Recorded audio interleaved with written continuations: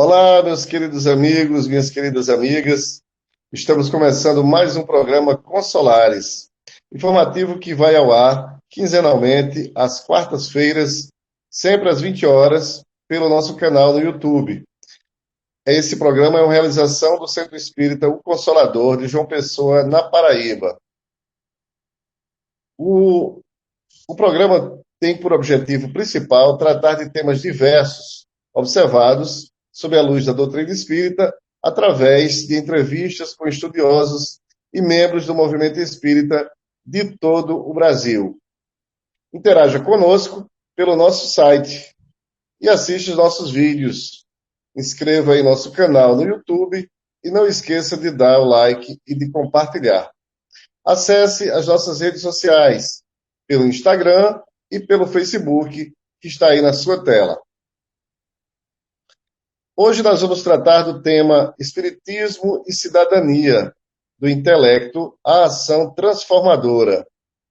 E para conversar conosco, nós recebemos hoje Luciana Silagui, ela que é trabalhadora da Associação de Estudos Espíritas Kardecista, ACESESC, que fica aqui nos bancários de João Pessoa, onde ela faz parte da diretoria e atua principalmente como facilitadora do estudo sistematizado da doutrina espírita, o ESD, desde o ano de 1995. Luciana, seja muito bem-vinda ao nosso programa. É com você. Boa noite a todos e a todas. Obrigada, primeiramente, a você, Antônio, e à Casa o Espírito Consolador pela oportunidade desse trabalho incrível, né, de divulgação da doutrina e esclarecimento, né? Espero poder colaborar e fico grata, principalmente, e trago também um abraço fraterno da ACESESC para todos vocês. Ok, abraço para o pessoal da SESESC, abraço a todas as pessoas que estão nos assistindo, que prestigiam o nosso canal, né? Então, que sejam todos e todas bem-vindas e bem-vindos. Luciana, nós vamos começar falando da Revista Espírita. No ano de 1863, Allan Kardec faz uma leitura do futuro do Espiritismo, onde coloca as 6 fases em que o mesmo passaria. Curiosidades, filosófico, lutas, religioso, intermediária, chegando na última, que ele denominou de regeneração social ou renovação social. Vejo esta última como uma interação da melhoria íntima e a interação social que vem pelo caminho da cidadania. Diante do necessário exercício da cidadania, visando a regeneração social, você acha que algo nos atuais movimentos sociais pode não ser compatível com o modo de pensar espírita? Ou o espírita pode contribuir com o seu intelecto, de alguma forma, na melhoria destes movimentos sociais? Muito boa pergunta, Antônio. E, primeiramente, a gente tem que entender, né, o que seria cidadania, né, que é esse conjunto de direitos e deveres, né, direitos e deveres que são balanceados, né, que é exercido por um indivíduo. Então, todos nós que vivemos em uma sociedade, que vivemos num meio social, né, somos permeados por direitos e deveres, né? Desse exercício, né, se vem justamente da cidadania, tá certo? Essa qualidade. Mas a gente tem que entender também que a partir do momento que nós, espíritas, temos o conhecimento do cabedal, de tudo que a gente tem, né, trazido pelos espíritos, a gente vamos pegar nas obras básicas. A gente tem tomar por base as leis morais. Se a gente pegar as leis morais, que é um conjunto dessas 10 leis que a gente tem, e que nos regem, que nos vão dando essa orientação de como a gente bem conviver e como a gente evoluir. Se a gente for pegar das 10 leis, a gente tem uns que são bem para mim, bem focadas nessa questão que Kardec colocou, que era a sexta, né? Foi a sexta o sexto período, né, que seria dessa regeneração social, e que vamos deixar assim claro, vamos só também voltar aqui um pouquinho, né? Quando Kardec falou que o primeiro período seria da curiosidade, né, ele trata daquele período do início, né, 31, a partir de março de 1848, se não me falha a memória, quando aconteceu os fenômenos de Heidelberg. Então, ele tratou, né, que Kardec ele fez esse discurso na Revista Espírita após uma série de visitas que ele fez, né, durante mais de 60 dias, por várias cidades, para ver como estava justamente a divulgação da doutrina. Então, ele chegou e escreveu essa parte, que foi publicado, salvo engano, em dezembro de 1863, né? Então, foi publicado em dezembro, e ele traz esse resumo, onde ele falou, ele determinou essas fases. A primeira fase da curiosidade, que é bem normal, né, acontecer, que foi com os movimentos de Heidelberg. A segunda fase, ele determinou como o período filosófico, né, onde vem ele marca bem o período que foi o lançamento do Livro dos Espíritos, que é um livro, né, basicamente filosófico, assim como também a publicação do Livro dos Médiuns, e onde toda essa questão de onde viemos, para onde vamos, essas perguntas, né, foram respondidas através das mensagens dos Espíritos, né? Depois ele percebeu, ele visualizou um período de luta que foi frisado, que foi, assim, determinado pelo menos, principalmente pelo o alto da fé que houve em Barcelona, que foi uma coisa que todo mundo, quem fez o ESG sabe, que foi aquele período onde houve uma revolta e a queima, né, o incêndio, foram 300, em torno de 300 livros dos espíritos foram queimados, né, a mando de um bispo, então queimou os livros. E esse ato de fé de Barcelona, em vez de destruir, né, a doutrina ou de impedir a sua divulgação, pelo contrário, né, aquilo que é proibido, o pessoal gosta mais. Depois ele falou de uma fase intermediária, aonde todas, aliás, antes disso teve a fase teológica. E eu gosto muito de chamar essa atenção dessa fase teológica, porque, no meu ver, na minha percepção, essa fase ela meio que vai e volta, e tem muitas pessoas que chamam hoje do religiosismo espírita, né? Onde as pessoas se focam mais nesse aspecto religioso.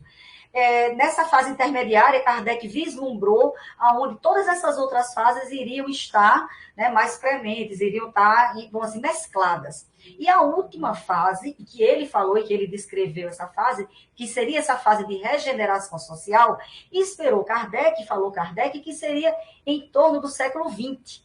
E que isso seria justamente essa parte onde seria, vamos dizer assim, marcada a transição planetária. Alguns falam na transição planetária.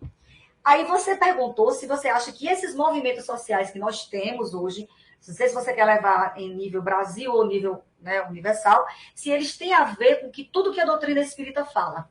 Ora, se nós somos regidos pelo, né, se nós temos como orientação aquilo que está trazido pelos espíritos, a gente tem leis naturais, que são, né, aquelas leis que nos trazem, as leis morais. E onde ela fala de lei de igualdade, de lei de sociedade, de lei de justiça, amor e caridade, como não movimentos sociais, movimentos que visam o melhor do outro, a ajuda e o auxílio ao próximo, não pode coincidir, não pode andar lado a lado com a doutrina espírita. A gente tem que lembrar que somos seres, e aí as pessoas às vezes confundem os movimentos sociais com movimentos políticos. Né? As pessoas confundem, tanto aqueles que são contra como aqueles que são a favor. Confundem muito. E a gente tem que sempre entender que os movimentos sociais eles existem justamente para garantir aquele que tem menos oportunidade, essas oportunidades. Né? Então, a gente vê movimentos sociais de igualdade de gênero, movimentos sociais que estão educando o povo sobre a LGBTfobia, sobre a racismo, sobre machismo, sobre sexismo. E os movimentos sociais, a gente não confundir também os movimentos sociais só com benemerência.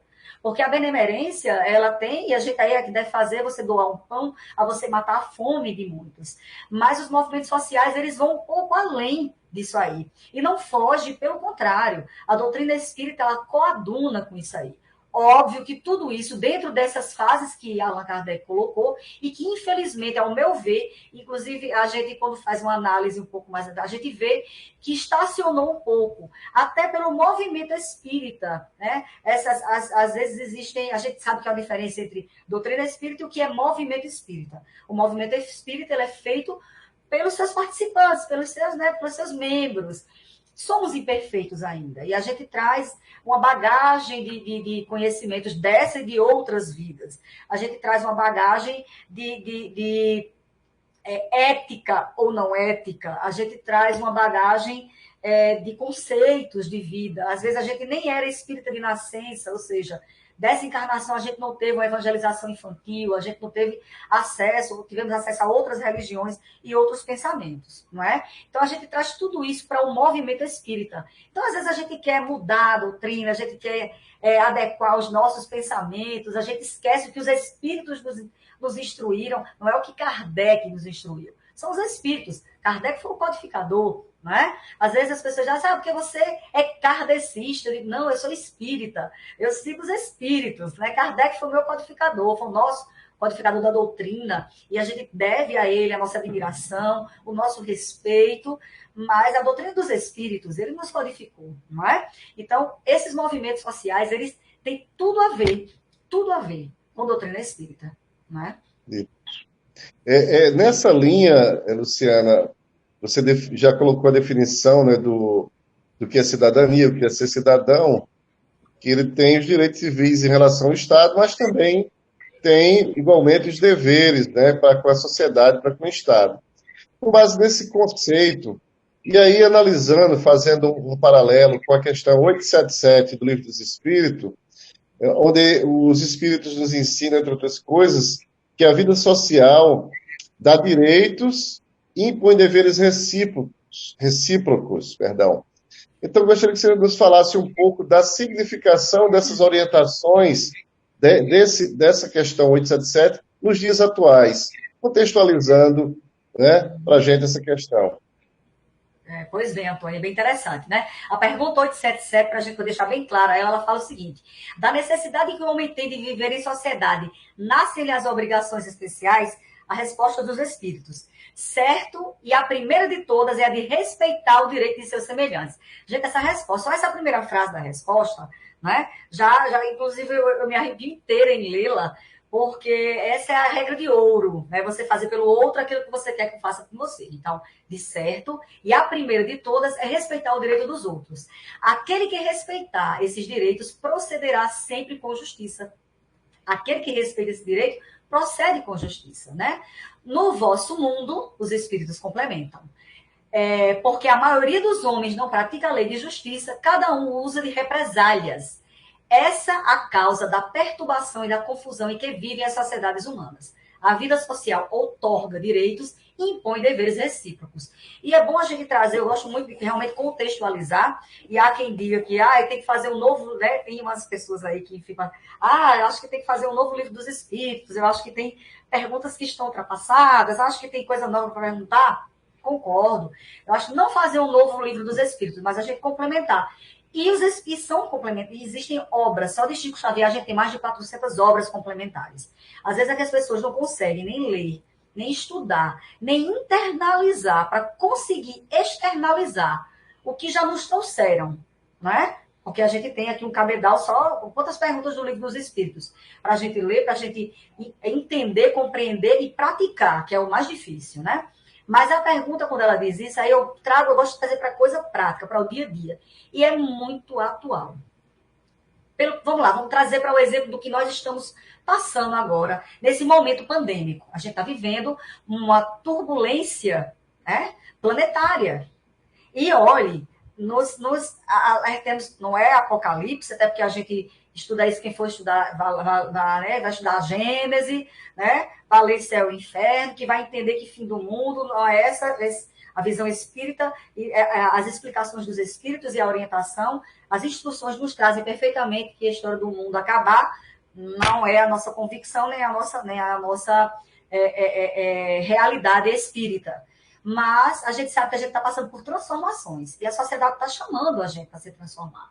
O mundo tá vivendo essa turbulência, então a gente está vivendo guerras, a gente está vivendo a violência, a gente está vivendo uma ebulição, e agora viemos com esse vírus, né, que veio chamar a gente, vamos dizer aqui, eu gosto de usar um termo assim, veio chamar a gente na grande, veio saculejar a gente e dizer assim, olha, vocês vão ter que aprender a pensar no outro.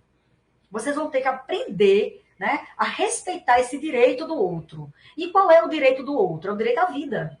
É o direito à vida. É você entender que a gente tem uma ciência, né, que a ciência não é à toa, que Kardec diz, né, o dia que a ciência provar que a doutrina espírita está errada em determinado ponto, deixe a doutrina neste ponto e siga a ciência, né? Então, ele, bem orientado pelos espíritos, sabia que os espíritos não estavam errados, que ali ele estava tratando ali da verdade. Verdade não se transforma. Não existe verdade relativa, né? Quer dizer, até existe, mas é uma outra discussão filosófica. Mas a verdade que os espíritos nos trouxeram é a verdade, é a realidade. Então, se você não consegue entender que a ciência fala, a ciência diz, use máscara, higienize as mãos, permaneça distante, faça isso. Se você não faz a sua parte, se você não respeita o outro aí, onde é que a gente vai conseguir evoluir como sociedade? Não é? Então, essa necessidade que a gente tem de respeitar, primeiramente, o direito do outro, até onde a gente pode ir, para a gente não ferir esse direito, né? É todo momento. É todo momento. E a gente está vivendo isso de uma forma crucial, a gente está vivendo isso de uma forma estratégica até. Aquele que consegue hoje viver, né, respeitando esse momento, óbvio, a gente está aprendendo a conviver, a respeitar até a opinião alheia, mas que essa opinião não põe a vida de outros em risco. Eu até falo com meu marido assim, eu digo, olha, o tanto de gente que vai chegar do outro lado, que deve estar chegando, e os espíritos atrás dizendo, suicida, suicida, e o pessoal lá, né, no nosso lar e afins e outras colônias espirituais de mão na cabeça, para orientar esse povo, por que suicida, né? Porque não quiseram obedecer regras básicas, né, de higiene, que a ciência está dizendo, faz isso que você vai livrar, mas você não, que nada, isso é besteira, né? Aí desencarna, né? Ou faz outro desencarnar, porque a gente tem a nossa responsabilidade. Né? A gente tem a nossa responsabilidade indireta na queda do outro também, na morte do outro, né? No sofrimento alheio. Isso é o que a gente não deve fazer. Isso é o que a gente tem que ter muito cuidado para a gente, nessa pergunta 877, a gente aprender e saber dessas obrigações, desses direitos, né? Eu tenho direito, mas eu também tenho deveres. As nossas vidas são tão super encadeadas, né, Luciana? E assim, você falou dessa questão dessas polêmicas e discussões, a gente vive um cenário político agitado, né, que permite diferentes reflexões, inclusive dessas discussões, destacando-se aspectos positivos e negativos. Isso, por um lado, contribui para a discussão sobre os direitos e deveres dos cidadãos e quais seriam os caminhos para se construir uma sociedade melhor, como você já falou bem antes da importância dos movimentos sociais, né? Por outro, pode fazer com que paixões partidárias, ideológicas, políticas, sobreponham-se à liberdade de consciência e de expressão, além do respeito ao próximo, que é tão importante. Exato. Então, seria mais, assim, uma afirmativa do que uma pergunta, mas eu vou colocar para que você discorra um pouquinho. É fundamental, nesse sentido, não confundir preferências políticas dos adeptos com a doutrina espírita, e o inverso também é verdadeiro. Não se deve confundir propostas doutrinárias com preferências políticas particulares. Discorre um pouco para a gente sobre isso, por favor. É bem interessante, né? Aristóteles fala assim, que nós somos seres, né? Nós somos animais políticos. Às vezes as pessoas dizem assim, eu não gosto de política, eu não discuto política. Então você vive aonde? Porque se você vive inserido numa sociedade, se você tem trocas com as pessoas, se você trabalha, se você tem um servidor, um funcionário, se você é funcionário, se você vive numa comunidade religiosa, você vive de política, você vive de trocas, de cessões e concessões, não é? Então, a gente vive nessa troca e isso é política, é você saber conviver. A questão partidária, que aí, assim, a gente não usar o púlpito espírita para discorrer e trazer, a gente trazer discussões políticas. Nem trazer que eu não acho correto, e até as orientações que tem dos espíritos, a gente não deve fazer isso, né? Envolver as instituições na política. Mas como seres individuais, como seres sociais que somos, a gente tem sim. E a única coisa que a gente tem que ser pautada, eu li até um texto hoje sobre isso, né? E qual é o certo do espírita ser? É ser esquerda, ser direita ou ser centro?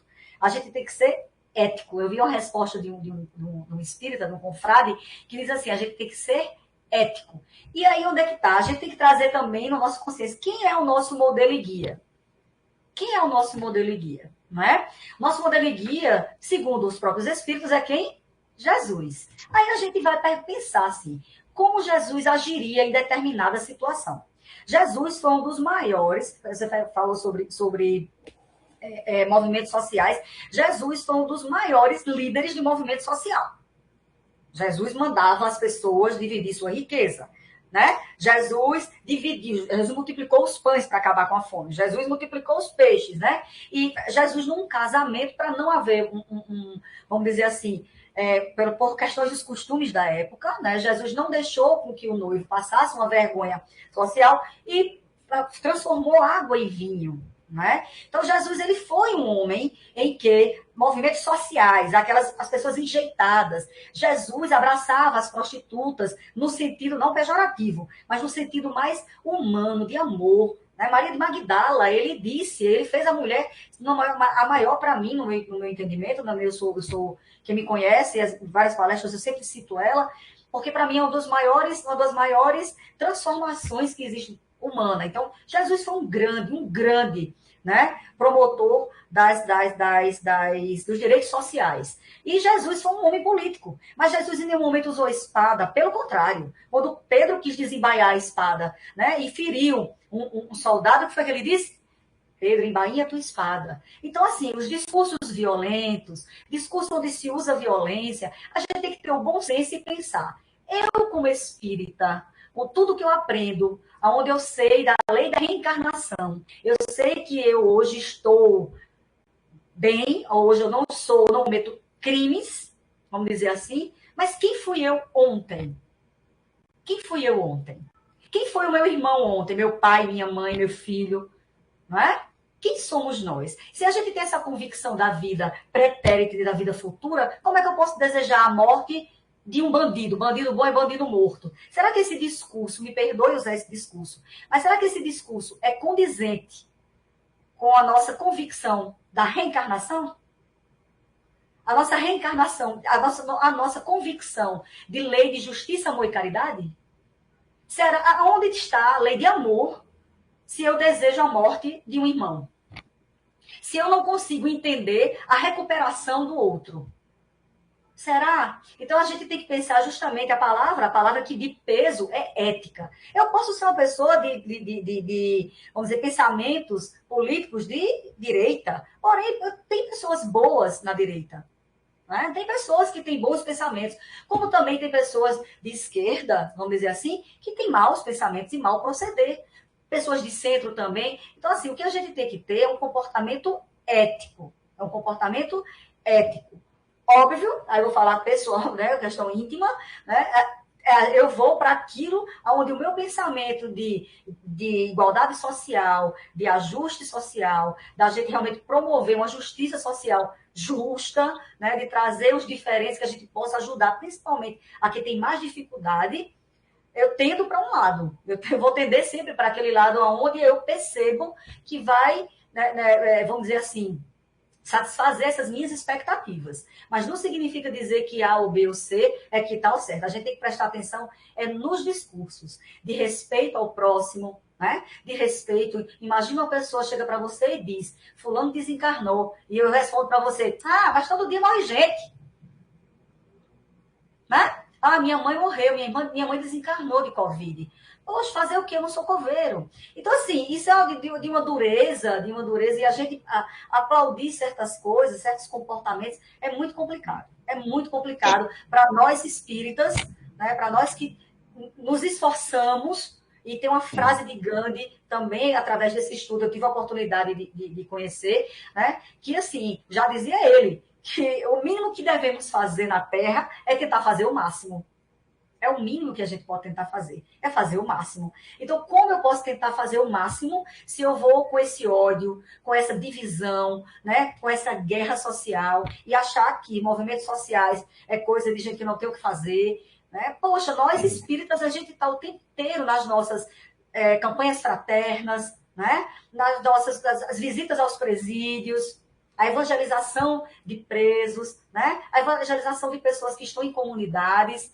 A nossa atuação é essa, lembrando sempre que a gente tem que ser pautado no respeito. A casa espírita é uma casa onde tem que agregar e não dividir. E não jamais dividir. E o movimento espírita, aí onde está, por isso que eu falei no movimento, tem que perceber isso aí. Né, para a gente não destruir o que os espíritos nos trouxeram. Porque o que a gente pode fazer, quantas religiões não caíram, né, não falharam nas suas missões, porque aqueles que a fizeram levaram a isso. Então, a gente, como espírita, nós temos que ter muito cuidado. Muito cuidado. É preciso vigiar e orar, como já dizia o Mestre Jesus, né, Luciana? Exatamente. Orar né? e vigiar. Luciana, esse assunto é palpitante, daria 1 hora, 2 horas aqui a gente conversando, seria maravilhoso. Mas, dado a nossa limitação, né, nós temos uma limitação no horário do programa, nós queremos te agradecer imensamente a disponibilidade, a generosidade de ter aceito o nosso convite, né, e de trazer, assim, uma reflexão tão profunda, apesar de em tão pouco tempo. Então, Luciana, nós pedimos que você faça as suas considerações finais e agradecemos imensamente mais uma vez por nos trazer os esclarecimentos. Com você. Mais uma vez eu agradeço e eu queria deixar só uma lembrança de como conseguirmos, né, a gente, nessa luta diária, da gente se melhorar, da gente fazer esse máximo que Gandhi pediu que a gente fizesse, né, o mínimo era fazer esse máximo aqui na Terra. Aí eu vou deixar, né, aquela lembrança que o Espírito de Verdade trouxe para a gente, que está no capítulo 6, o item 5, que diz: Espíritas, amai-vos, eis o primeiro, né, mandamento. Ensinamento, né? Instruí-vos, eis o segundo, né? Todas as verdades são encontradas no cristianismo. Então, assim, estudemos, né? Refletamos o comportamento, o nosso comportamento e aquilo que a gente vê no outro, que desagrada, que nos entristece, que nós não repitamos, né? Que a gente consiga realmente exercermos a nossa cidadania, lembrando sempre da regra de ouro: fazer pelo outro aquilo que a gente quer que façam com a gente. Isso, exatamente. Maravilhosa entrevista. Nós queremos agradecer a todas as pessoas que nos assistem, desejar paz, harmonia, luz e discernimento, né, que possamos ser semeadores do amor e da paz, né, seguindo o nosso modelo e guia, que é o Cristo Deus Jesus. Um abraço a todos e todas e até o próximo programa, se Deus quiser.